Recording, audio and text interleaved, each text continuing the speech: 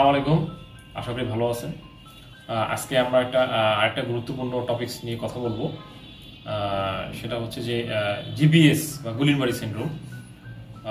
অনেকেই আক্রান্ত হয় এই সমস্যায়, যদিও এটার প্রপার ডায়াগনোসিসটা একটু কঠিন।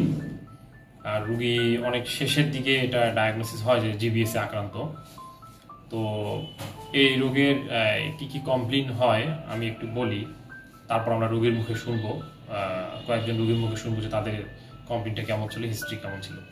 নর্মালি এই রোগটা সাধারণত আমাদের স্পাইনাল কর্ডে একটা ভাইরাস জনিত সমস্যা, একটা ভাইরাসের আক্রান্ত হলে তখন এটা হয়।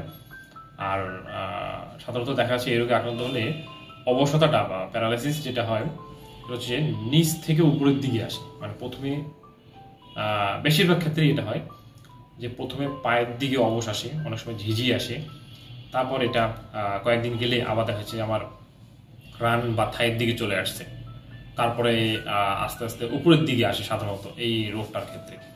আবার যদি তীব্র জিবিএসি কেউ আক্রান্ত হয় তাহলে দেখা যাচ্ছে যে তার শ্বাসকষ্টের সমস্যা হতে পারে। অনেক রোগী কমপ্লেন দিবে, দেখবেন যে পা থেকে উপর দিকে অবস্থা চলে আসতেছে, সাথে সে বলবে যে আমার দমকাট হয়ে যাচ্ছে, আমার শ্বাস নিতে সমস্যা হচ্ছে। তো সেক্ষেত্রে আবার এমার্জেন্সি রোগীকে আইসিইউ সাপোর্ট দিতে হবে।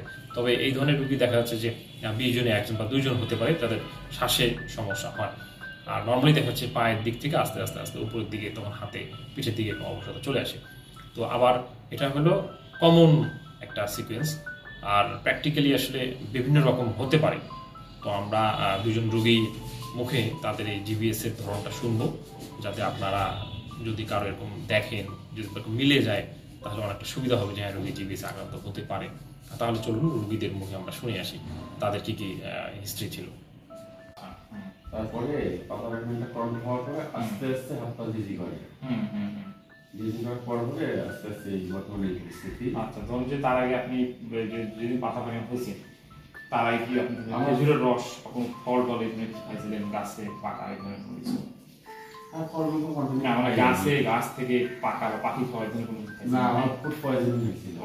ফুড পয়জন ছিল।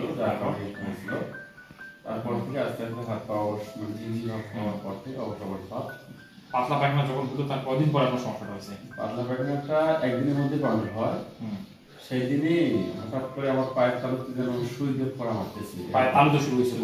পায়ের তালু অসহ্য, মানে অসংখ্য সুই দিয়া আঘাত হচ্ছে। এবং কিছুক্ষণের মধ্যে এটা ঠিক হয়। ঠিক হওয়ার পরে আস্তে আস্তে আস্তে আস্তে জিজি জিজি করে, করার পরে আস্তে আস্তে অবসায়। আর এখন আমার পুরো বডিতে কোনো সমস্যা নেই। এই অবসাদটা কতক্ষণ আছে পায়ে? কতক্ষণ আছে আমার পুরো বডিতে খাওয়া বা প্রস্রাব পায়খানা কোনো কিছু প্রবলেম হচ্ছে না। হাতে এখান থেকে শুরু করে আঙ্গুলগুলো, এই আঙ্গুল এই আঙ্গুল ঠিক আছে, এখান থেকে এই পর্যন্ত এদিকে কোনো সমস্যা নেই? এদিকে কোনো সমস্যা নেই, ঠিক আছে।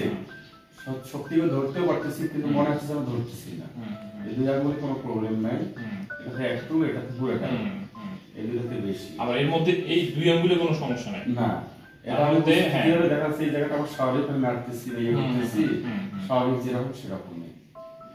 হ্যাঁ, আর এই তিনটা আঙ্গুলে বেশি সমস্যা, তিনটা আঙ্গুলে দুর্বলতা বেশি, জিজি আছে সাথে। হ্যাঁ, সেম এই হাতেও। আর এখানে শুরুর দিক দিয়ে এখান থেকে ছিল, পরে কিছুদিন পরে আমার এখান থেকে এরকম যখন করি তখন মিলে যায়। ঠিক এখনো এখান থেকে পুরোটা, তাহলে এই পর্যন্ত, কিন্তু এর উপরে কোনো সমস্যা নেই, দুই পায়েরই এই পর্যন্ত? জি, এখান থেকে নিচে উপরে কোনো না। আচ্ছা।